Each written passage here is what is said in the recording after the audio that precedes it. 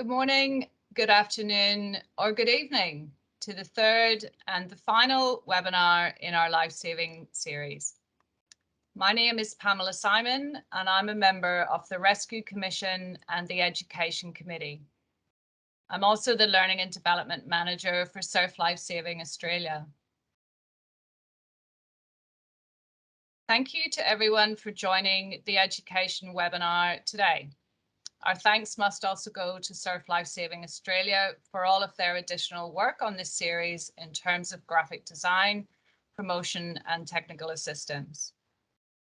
Our previous two webinars have been a great success with an excess of 150 attendees each.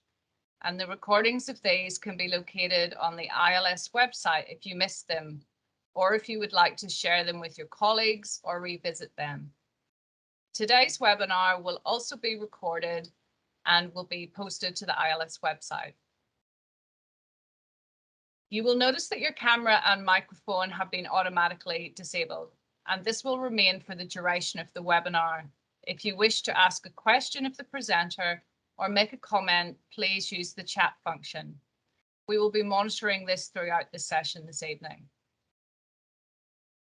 So without further delay, I would like to introduce our first speaker, Ismael Sanz from the Real Spanish Lifesaving Federation. He will be speaking to you about teaching our field of knowledge to people who have difficulties to reach it.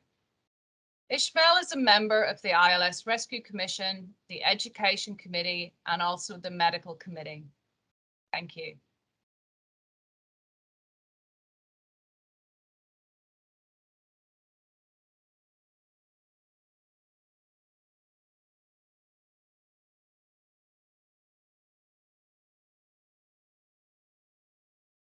Sorry. Thank you very much, Pamela, for introducing me. And thanks a lot to ILS Federation and also for the Royal Spanish Lifesaving Federation for giving me the opportunity of sharing this presentation with all of you. And well, let's go. Well, when I was preparing the webinar, I was a little bit worried because, well, I know that every single country, every single place has its own situation, and sometimes what we prepare of the way of teaching that we have is unuseful or is useless for a specific situation. So I think that it's really important to adapt to the context and the situation. So what I want to do is to give you a useful recommendation for all of you. So I'm going to try it. That's why I have decided to talk about a methodology that is called service learning. Maybe you know, in Spanish it's called aprendizaje y servicio. And this methodology is especially taught for those people who are usually excluded of the possibility of receiving important services from the government or from the society. So I think that this is a good idea or a good tool for drowning prevention skills or for our knowledge or the knowledge that we manage in this institution. Also, I think that service learning can adapt to different contexts and places. So I think that you can find it useful for your own context or place or countries. But honestly, I haven't seen many researches, I haven't seen many studies or publications about life-saving with service learning methodology. So I think that you will like this. Well, first of all, what do we need to develop a service learning project about life-saving? As you can see, service learning only needs few things. The first thing is detecting people who are unprotected against drowning, and I'm sure that you know a lot of people or places in which it happens. Also, we need students that are receiving information or that are attending subjects or degrees of studies in different institutions, schools, universities. So this is what we need. And also experts and teachers that can teach life-saving skills or drowning prevention knowledge. Last but not least, we need will and solidarity, because this kind of project must be developed on a voluntary way. And as you can see, this methodology didn't need or don't need money to be developed. Let's go one by one. Detecting people who are unprotected against drowning is known and it has been said by a lot of international institutions like ILS, WHO, and United Union, for important institutions of this world that's usually says that drowning is especially affect, especially to those people who live in a poverty context. So this is why I have chosen this kind of methodology, because I really think that this can be useful for that situation. In general, people who are usually excluded from the society for different reasons, no matter the reason, sometimes because they are immigrant, because they are refugees, or because their own culture, no matter. The question is that there are a group of people who are usually excluded the possibility of receiving this important information.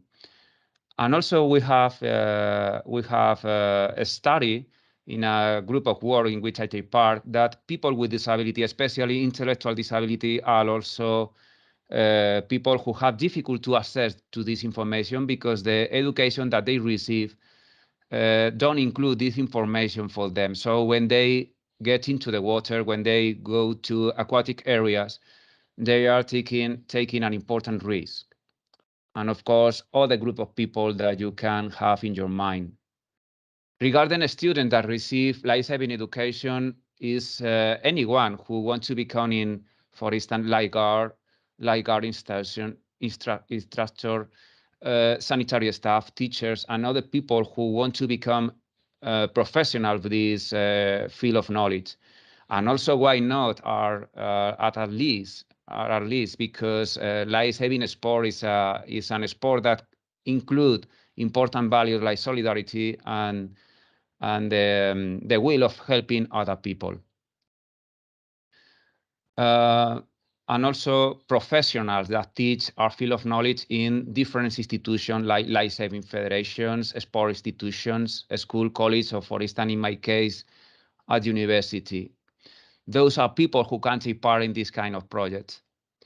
So how does service learning project work? Let's go to a start for teachers.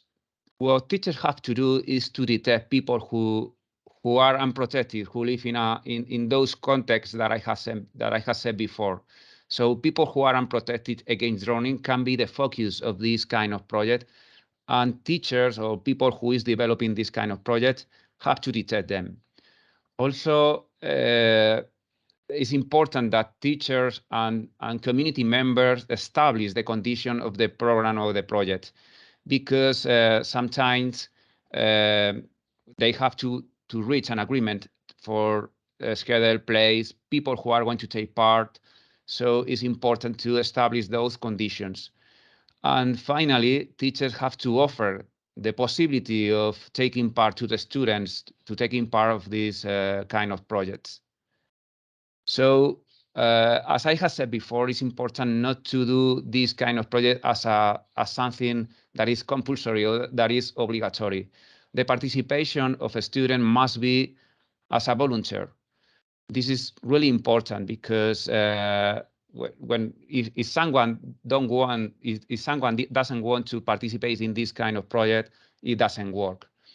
Also, the idea is that the students that have to do internship or placement in the community, in order to teach what they have learned in classes, in this case, when they receive information about life-saving skills or drowning prevention, they have to teach this information to those communities, to those people who are unprotected against drowning. And those two characteristics are really important because internships, the collaboration mustn't substitute other professionals. The idea is to go to those places in which the service is not given by no one. And also it's important that teachers must supervise what students are doing in the community or are teaching to those people. So it's important to establish tutorials, meetings with the students every week or every 2 weeks in order to have a feedback and reorganize and give information to solve problems that a student can have there in the community. Regarding people who receive the service, I have said before that there are a lot of group of people who can be in a unprotected situation against drowning. So the idea is that the community who receive the service hasn't received this information, hasn't received this service. So of course the community must be willing to receive the service, and they have to be compromised with the program. Otherwise, it doesn't work. I would like to say some benefit. There are more benefits of this methodology, but of course there are more. The idea is that people who receive the service are going to improve their protection against drowning because they are going to receive information that they didn't receive before. And also the idea is that when they are exposed to this program, they can also talk and teach to their families, their social context, the information that they receive. So we can protect people who is around people who directly receive the service. And of course, the idea is to change the mind of those people in order to make them to realize that they have the right to receive those important services. In this case, they can claim that they have the right to be safer inside the water.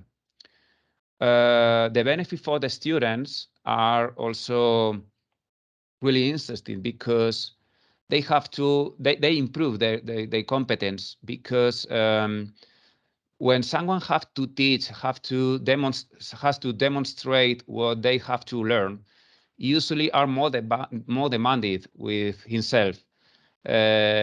It's more difficult to demonstrate or to show what you know to other people than write an exam or something like that. That is more common in education.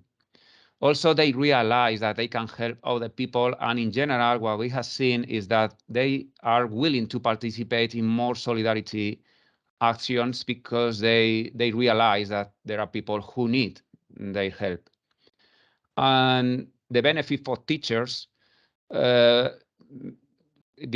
is what I have seen, for instance, in my case, is that we can update and adapt what society needs, because sometimes we prepare a subject, the manifesto or the program of a subject with our way of thinking. But in this case, what we do is to adapt to the context, to the situation that students tell us, or what we see that people really needs.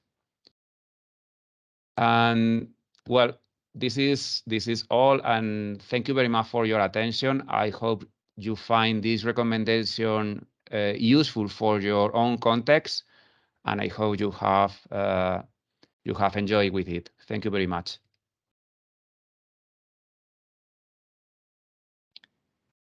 Thank you, Ismael. That was very interesting, and that's great work that you're doing.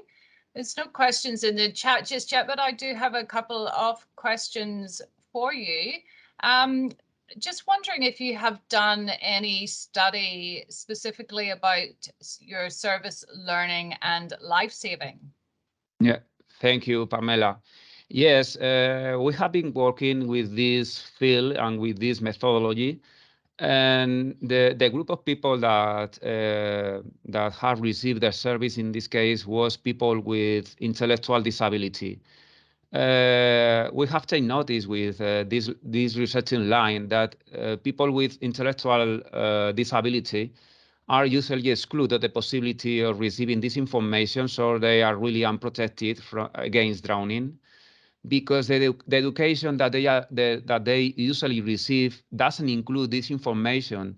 So when they are in aquatic area, they expose themselves to an important risk, and also put on risk people who is around them, because they have to help them, or maybe the behavior that they have is not correct, or is really risky. So also the conclusion that we have seen with this methodology is that our students, in my case, university students that take part in these kind of projects, improve their level of competence, because, as I said before, they have to demonstrate to others what they have learned. So they are more demanding with the activity that they develop. And also most of the conclusion of these studies is that people with disability, intellectual disability, can learn a lot. They can improve the level of security they can be more safer in the water after the workshop that a student to take part in, like in service learning, develop. That's great. And just one final question from me then. So again, on the same theme, with regards to around the life-saving area, any problems or difficulties that people might come across with regards to developing a service learning project specifically within that life-saving area? Yeah, well, as you know, we usually need a pool and other facilities to develop our way of field of knowledge, but sometimes it can be solved with other alternatives. For instance, the idea when they have to develop or they have to deliver this information, sometimes is not only a question of doing exercise or activities inside the water. Sometimes the knowledge, the information, for instance, I usually transmit to my students that they have to spread information, knowledge, like never go to a pool or to aquatic area in which there aren't lifeguards, or if you see an accident, or if you see someone who is drowning, what you have to do is to call the lifesaver instead of try to help the people, because all of you know that a lot of people die trying to help, trying to rescue when they are not well prepared. So this information is really important, and you don't need a pool for delivering that information. And also another problem that I usually find is that sometimes, well, this is my specific situation. I teach in the last year of the degree and master degree at university, and they always think, my students think, that they are really busy, and they know that taking part in this kind of projects is more demanding than just make an exam and answer the question that I decide. So sometimes the problem is because the participation of the students can be more compromised. Great, that's fantastic. Thank you so much for sharing. And just one final question that's come through in the chat from Armando. Is service learning something that they use in the whole country in Spain, or is it just something with Lifesaving in Spain? So with your organization? Yeah, thank you, Pamela and Armando. Well, service learning is a methodology that is spread all over the world. Maybe, as I have said before, maybe in life-saving is not very common, but this is not something specific of Spain. In fact, I know that there are a lot of studies about service learning, but it's true. Service learning and life-saving is, I haven't seen many studies, many projects. So I think that is really interesting for our field of knowledge, because the question is that that this information should be given by education system, by governments, and this is a tool that can solve it, but this is not the definitely solution. The solution must be given by governments and important institutions. This is project that we can develop in order to solve a specific situation that we can have around us. But I think that you can spread this methodology in all over the world. That's the idea of the presentation. Great, thank you very much. And thank you. It's certainly something that's very transferable, I think, nationally and internationally. So thank you so much once again for your presentation, Ismael, and we'll move on to presentation number 2. So our Thank you next very much. speaker, thank you. Our next speaker is Afshin Moallem from the Iran Lifesaving and Diving Federation. And he's going to be speaking to us about the removal of C-spine injury without the backboard from the pool. Afshin is a member of the ILS Rescue Commission and also the Education Committee. Thank you, Afshin.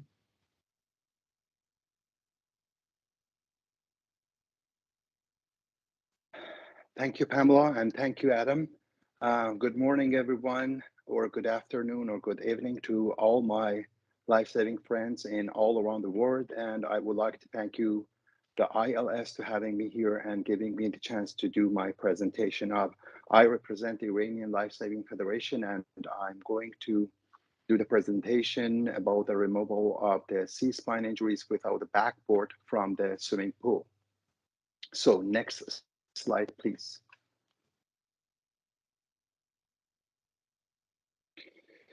All right, so as we know, the head and neck injuries in aquatics is a serious concern and can cause numerous of complications, from a simple disability to severe disabilities, as well as death. As a member of the Life-Saving and Water Safety Development Coalition in the Iran Life-Saving and Diving Federation for the Middle East and West Asia region, I have seen that the spinal board is not a part of the aquatic facilities in many countries in those regions yet. And also in many other countries, they don't use the spinal board as a must equipment in aquatic facilities. In this webinar, we are going to discuss and show how lifeguards can remove a person with head and neck injury from the pool if there is no spinal board available. So we still do believe the spinal board is the best and safest tool for a head and neck injury removal from the pool. However, this procedure could be one of the best alternatives in lifeguards if lifeguards do not have access to the spinal board. Next slide, please. So head and neck injury is a common accident in aquatic facilities. Head and neck injury could cause some severe and complication problems and could fatal too. And head and neck injury in aquatic is known as the third cause of the severe injuries in most countries. You can see the line for the reference over there, and head and neck injury also has lots of post-injuries complications which can affect the person, his family, and as well as the healthcare system. Role of the lifeguards in this kind of emergency is very vital and crucial, and therefore they can make a big difference if they do a good thing and can deal with the emergency situation like C-spine injuries. Please, next slide. What is the head and neck injury in aquatics? Any damage to the head, neck, and or both parts according to lack of precautions or dangerous action and or accidental events in aquatic facilities and or aquatic activities. So facts and statistic about that, a couple lines regarding, in short part regarding to that, is most of the casualties are male, 82%. You can see the reference line under, and then most of the casualties are young, 17 to 20 2 years of age, and most diving injuries occurs water 1.5 meter deep, 95%. So the good news is almost all the head and spine injuries in aquatics could be preventable. Please, next slide. Cause of the head and neck injuries in swimming pool. So main causes can be dive in shallow water, dangerous actions, and no follow the safety rules. Please, next slide.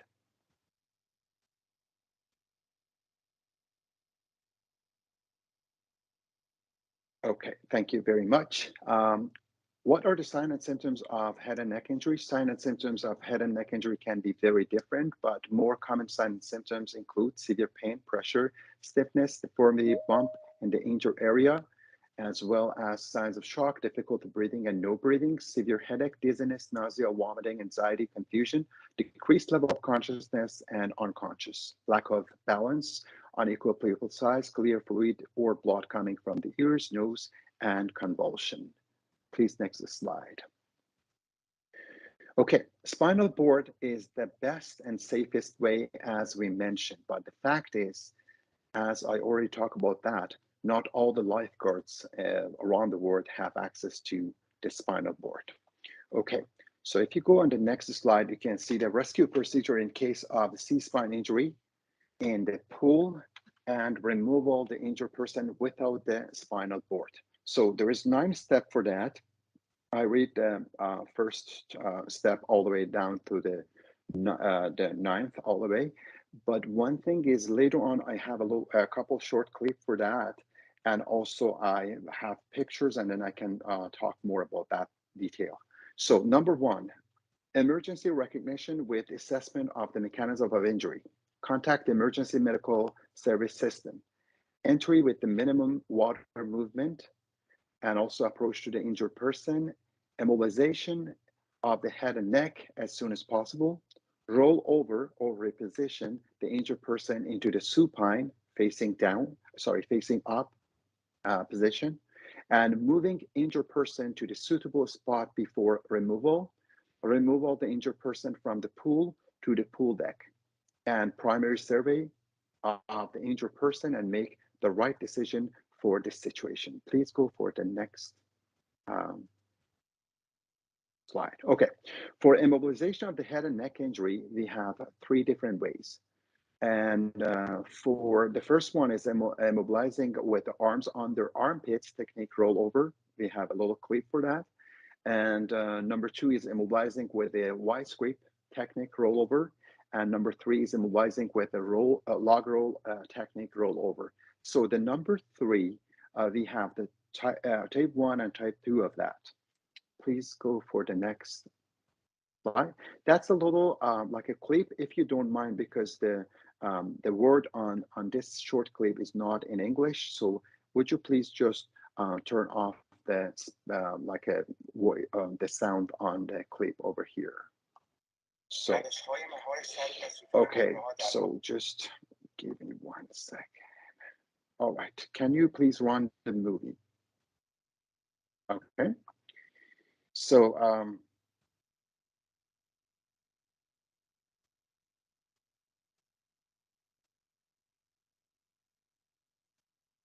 okay, the first one is hands goes under the armpit, immobilize the head and neck, and roll over. So it shows you from different angles. I guess everybody as a lifeguard instructor are familiar with this method. So this is one method, but we are not going to use that for without the spinal board. It's just extra information compared to the other method. Okay, the next one is the Y sweep, and then this one, like a lifeguard, go and immobilize the head from front and face and head, and then roll over the person. So shows you from different angles over there too. And the next one and the last one, we need that one for our procedure here. We are talking, it's like a log roll over.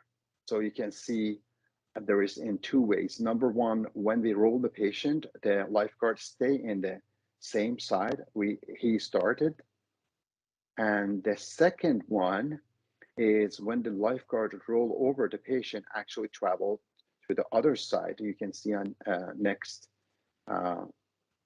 procedure here.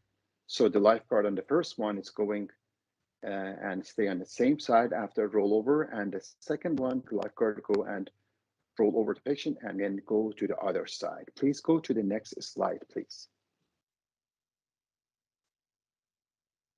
Okay, and now, so without the spinal board, we must use the log roll technique, arm splint technique. So as you know, the last one was the arm splint technique. And then what we have to do, move the injured person to a suitable spot before remove her or him out of the pool, and remove the injured person with caution, and also according to the procedure detail, and do the primary survey to make a right decision for the injured person as soon as possible. If you go to the next slide, please. The next slide, the next part is showing you how we can go and remove the patient after rollover using the log roll. And in that case, we need 2 more lifeguards, means all 3 lifeguards, or 2 lifeguards and also a patron or a bystander.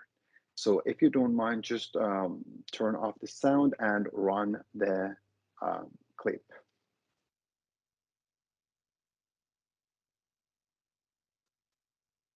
Okay, you can see first we're going to go on recognition and then contact the EMS, and then inform the other lifeguard there is an emergency situation, you're coming in, and then immobilize the head and neck, roll over, and then lifeguard in that case go and put the hands under the like a certain spot of the patient, and on 1 and 2 and 3 they're going to go and lift the patient and put on top of the deck beside the pool. And then so the third lifeguard or the third guard coming out and then go and do the C-spine support, and then the first guard going and do the primary survey and any kind of procedures they need. But before that, they need to go and immobilize the head and neck and put the arm back over there.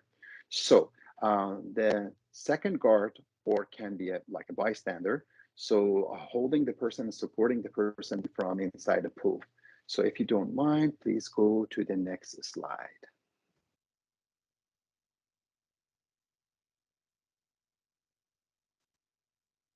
Okay, so now we are going to watch the procedure step by step. David And Spilman.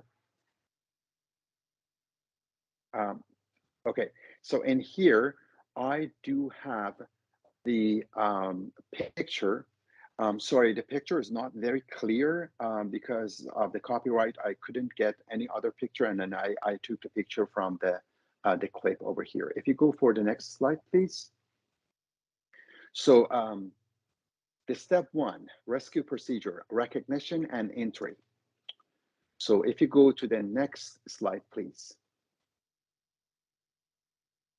Step 2, immobilization and roll over, log roll. Step 3, the other guards come in to help, coordination and cooperation. And next step, step 4, it's removal and support. In here, if you take a look to the first guard who has the head, so during that removal, he supported the head and neck. And also if you take a look to the like a hand of the guard, you can see the finger, it's the forearm is angled to the other side and it's not behind the patient head. So the head after this part is very gentle, stay down on the floor. And then the other guard's hands is under the like a hip bone and under the back, between the shoulder blades, and the other guard is between the like and on the hip part, the third guard, and holding the legs from the like a somewhere around ankle. And one thing is we cross the legs because we don't want to the leg is become unstable. So please, next slide. And number next is we are going and step 5, we are going and do the assessment and consideration of the patient. Okay, so please go for the next slide, please. Thank you very much. And so let's talk about the advantage and disadvantage of this method. Okay, advantages. Possible to remove the injured person without the spinal board. It is practical and easy to learn by lifeguards. It is almost a quick procedure and therefore could save golden times. It has a good support for the head and neck during the removal. Possible if there are only 2 lifeguards and 1 patron or bystander. Please go for the next slide. And disadvantages here is not as safe as using a spinal board, not easy for the overweight and bulky and or muscular shoulders people. And also lifeguards should have a perfect communication, otherwise it's risky. If used a patron or a bystander, lifeguards must have very clear guideline for the patron or bystander role and actions, and therefore it can be time consuming.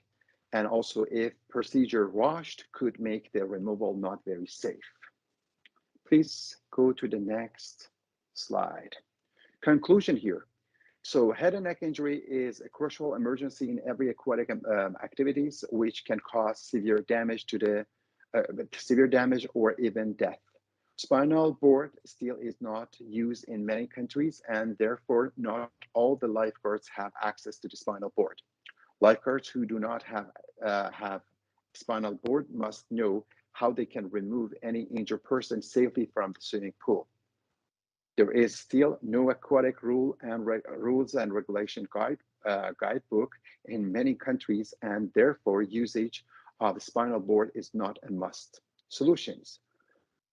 We need to inform the ILS members about the importance role of the spinal board in every aquatic facilities, and also we need to teach and train lifeguards instructor in those countries where they still not have access to the spinal board in their aquatic facilities.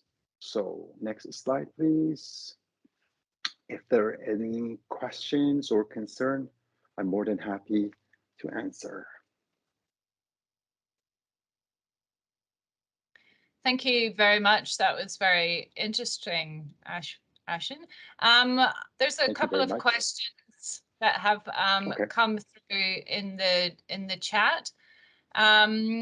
But just a couple. I'm not sure how many of you were attended the medical webinar, but we did hear in that about the use of sea collars and about how they're not recommended for lifeguard training. Do you have a view on that? So I didn't have the chance to watch that webinar. I was out of the town and during that time. So because of that, I cannot give any suggestions or anything regarding to that. That's okay. Another question then.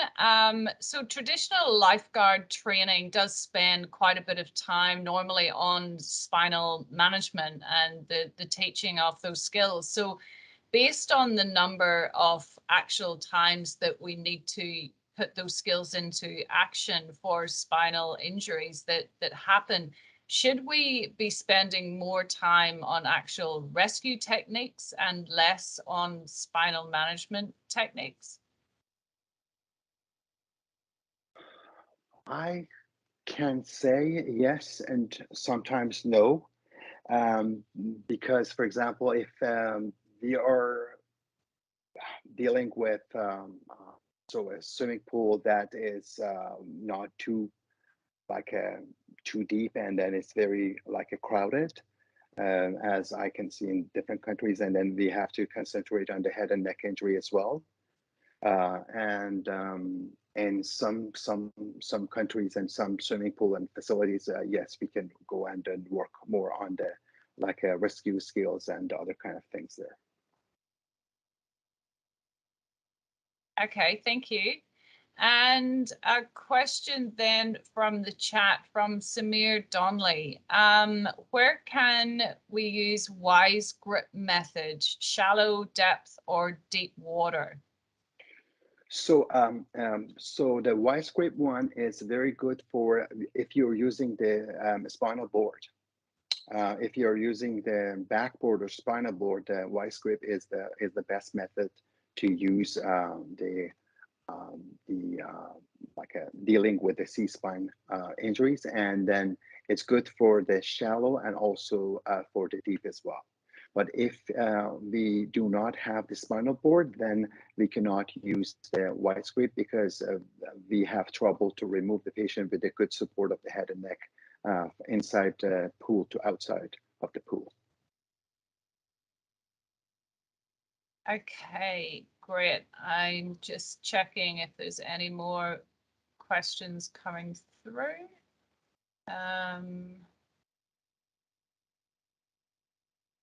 Andrew Chan had asked about if there was a reason why spinal board is not used to provide greater support and stability for the injured person, but I believe you'd answered that it was for whenever there wasn't access to a board for the reason, and is that's correct, isn't it? Yeah. That's correct, because just a short answer about that one.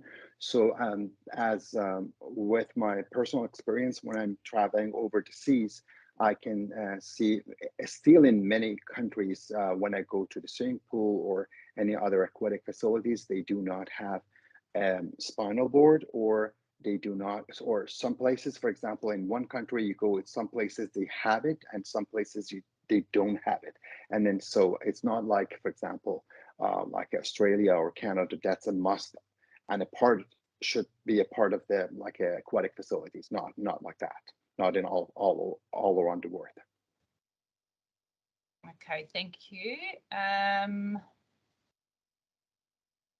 I think that's all of our questions. Thank you very much for your presentation. Perfect. That's very interesting. Thank you so very much. And thank you again from the ILS friends, Iranian Lifesaving Federation, and also my Canadian Lifesaving friends over here. And thank you from Pamela, Adam, and Lifesaving Society Australia. So SURF, and then the Royal Lifesaving. Thank you. Thank you very much. You're welcome. Thank you.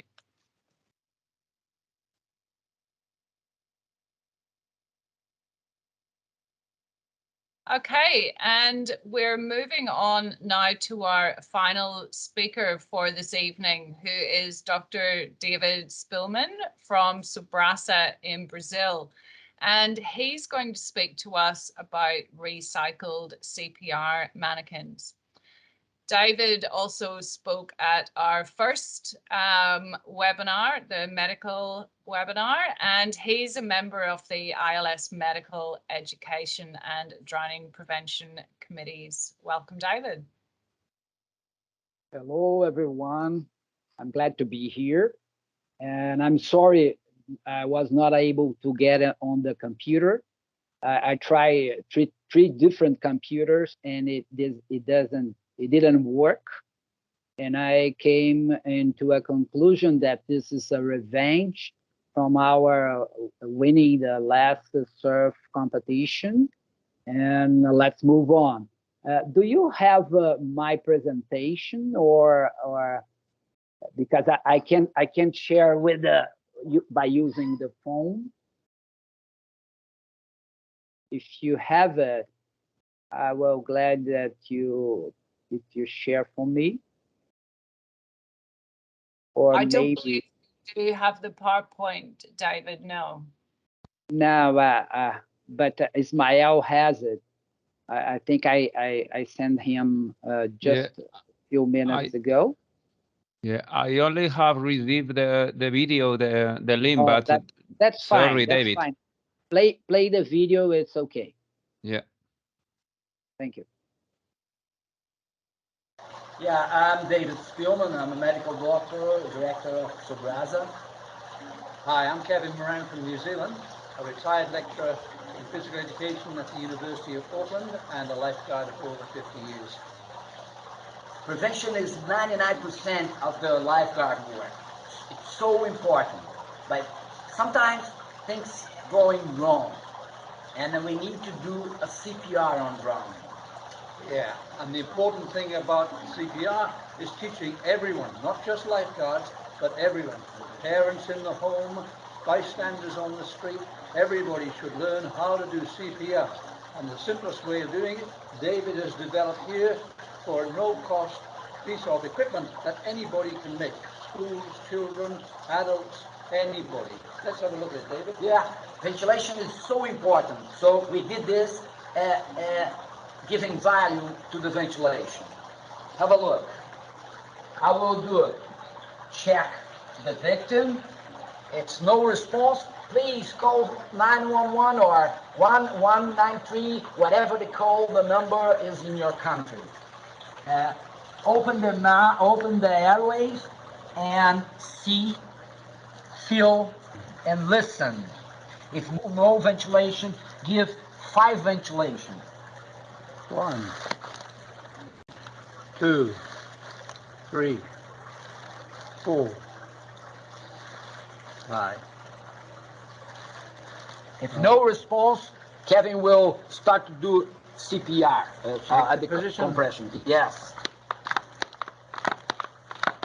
And you do 30 compression. It's easy, and then you can save a life. It's okay. It doesn't need to go 30. Thank you very much. Thank you. And see you guys. Good luck.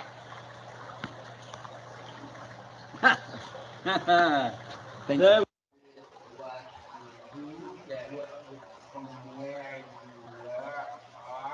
Yeah.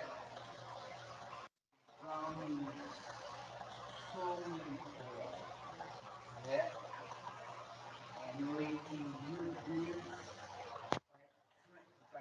by giving a very simple and quick manikin and try at home and teach everybody.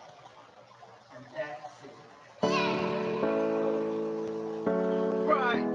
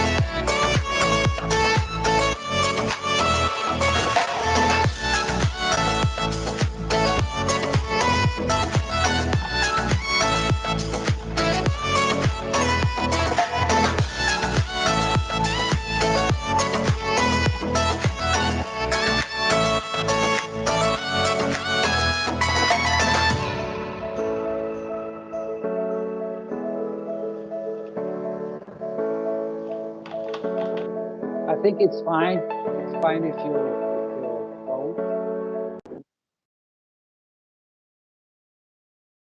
So what is the main point on to do a recycled CPR manikin is the cost. And if you have a manikin that it's very cheap and available for everyone at their home, you can train more, you can give more attention to this drowning issue, and also you open a space to talk about education, talk about water safety, talk about prevention. So it's a very interesting thing. For example, for us in Brazil, a little wine costs 2 minimum salaries, and it's not available for everyone.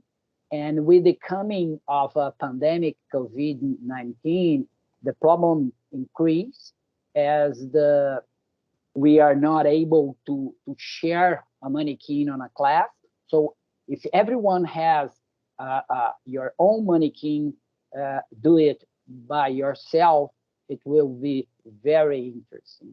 And also, I wanna highlight that for drowning, ventilation is so important, and the manikin has to accomplish this part of the issue, and also that there is a group called Do It Yourself Manikin Research Group, which is a project by Swiss Lifesaving Federation, and it's very interesting that they are trying to compare do-it-yourself mannequins among many different ones around the world.